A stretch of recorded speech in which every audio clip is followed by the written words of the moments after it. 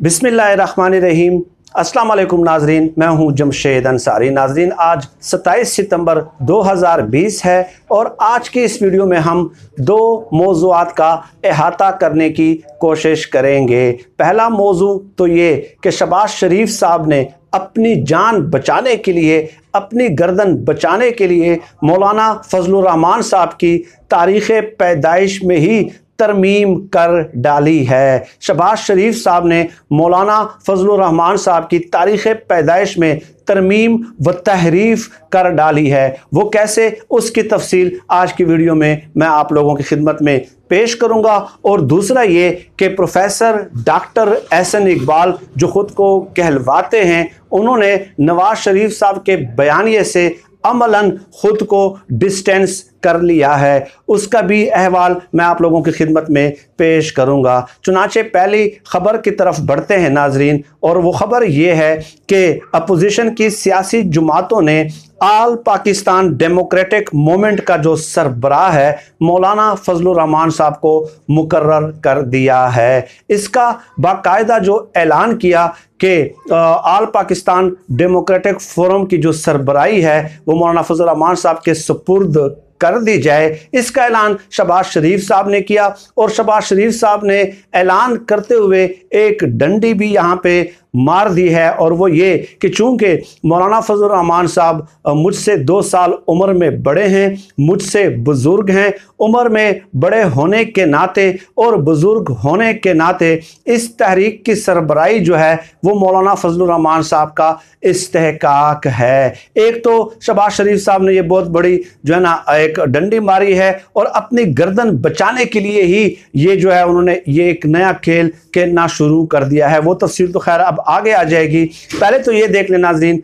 कि शहबाज शरीफ साहब की जो तारीख़ पैदाइश है वो है 23 सितंबर 1951, 23 सितंबर 1951। अब मौलाना फजल रहमान साहब की जो तारीख़ पैदाइश है वो है 19 जून 1953।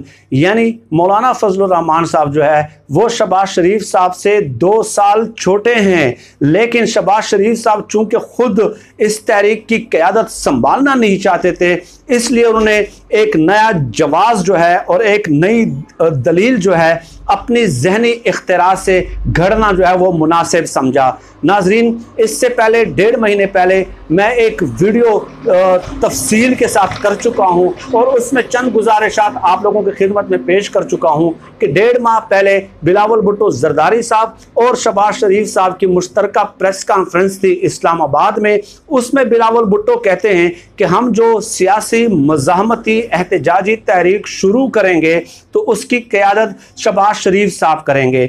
जैसे ही बिलावल भुट्टो जरदारी के ज़बान से ये अल्फाज निकलते हैं तो शहबाज शरीफ साहब ने लम्हा बर ताख़ीर और लम्हा बर तवक्कुफ़ किए बगैर फ़ौरन बरजस्ता जवाब दिया कि नहीं नहीं, इस तहरीक की जो क़यादत है वो मैं नौजवान खून को सुपुर्द करना चाहता हूँ, लिहाजा इस एहतजाजी तहरीक की जो क़यादत है वो बिलावल भुट्टो जरदारी साहब करेंगे। गोया उस वक्त भी शहबाज शरीफ साहब अमलन एहतजाजी तहरीक चलाने पे आमादा नहीं थे।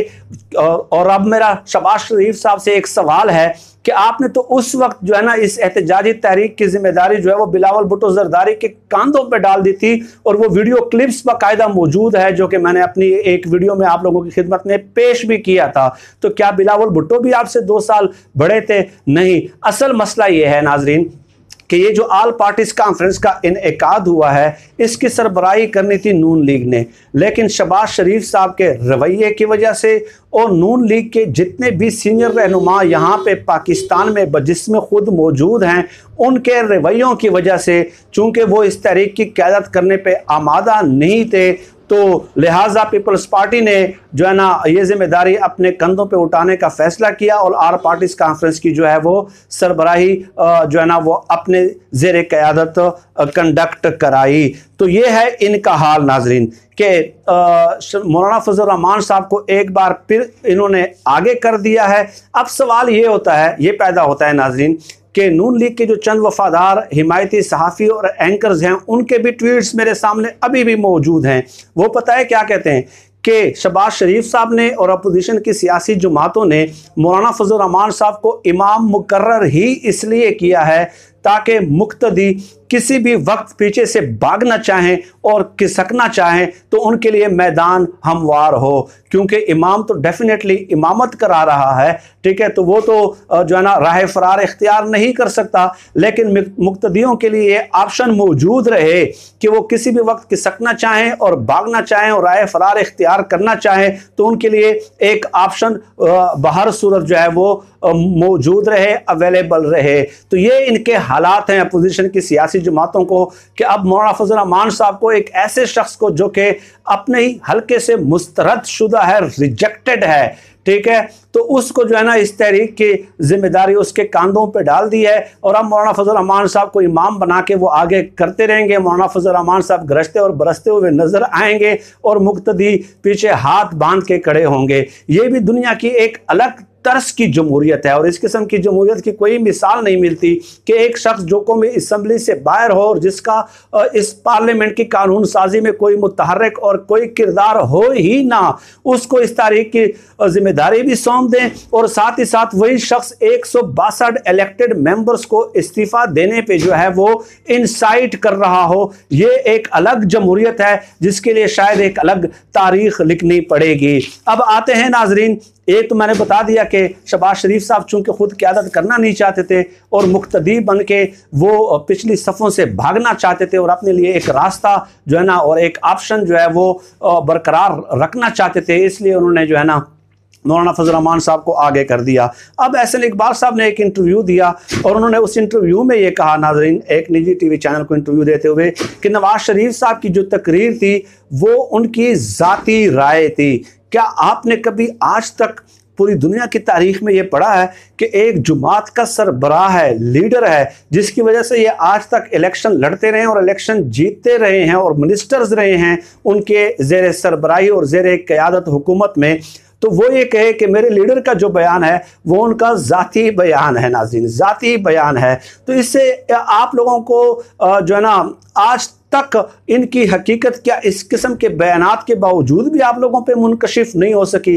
वो ये बताना चाह रहे हैं कि नवाज शरीफ साहब बाहर हैं, डंडे हमने काने हैं, जेलों में हमने जाना है, तहरीकें हमने चलानी है और हमसे ये नहीं होना भाई। वो गेट नंबर 4 को एहसन इकबाल साहब ने एक टीवी प्रोग्राम के जरिए मिस कॉल देने की कोशिश की है कि सर वो उनका ज़ाती बयान है, नवाज शरीफ साहब बाहर है, हम यहाँ पे डंडे नहीं खा सकते, ये हमने नहीं करना सर, हमसे नहीं होना नहीं होना, ये मिन्नते तरले हैं बाकायदा एहसन इकबाल साहब की तरफ से। और नून लीग की पूरी सियासी तारीख इस बात पे दलालत करती है नाजरीन, 1% भी मैं इस मामले में कंफ्यूज नहीं हूं कि इनके डीएनए में ऑन ग्राउंड मज़ाहमत करने की सलाहियत नहीं है, नहीं है, नहीं है, नहीं है। अयूब खान से लेके जनरल ज़ियाउल हक और फिर परवेज़ मुशर्रफ तक नून लीग ने हमेशा अपने लिए आसान रास्ते का इंतखाब किया है, आसान रास्ते का चुनाव किया है। और एहसन इकबाल साहब का ये जो बयान है ये उनकी जहनीत का और पार्टी पॉलिसी का और उनके मिजाज का जो है वो